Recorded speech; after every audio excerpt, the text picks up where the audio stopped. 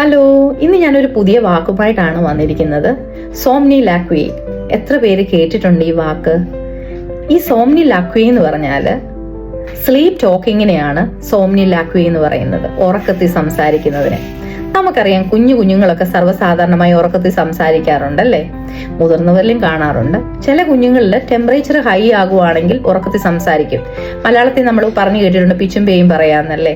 അതിന്റെ അർത്ഥം അവർക്ക് ടെമ്പറേച്ചർ ഹൈ ആയെന്ന്. പെട്ടെന്ന് തന്നെ നോക്കി ദേഹം തണുപ്പിക്കാനും ടെമ്പറേച്ചർ കുറയാനുള്ള കാര്യങ്ങൾ നിങ്ങൾ ചെയ്യണം. പാരസെറ്റമോൾ സിറപ്പ് കൊടുക്കുകയോ എന്തെങ്കിലും ദേഹം തണുപ്പിക്കുകയോ എന്തെങ്കിലും ചെയ്യണം.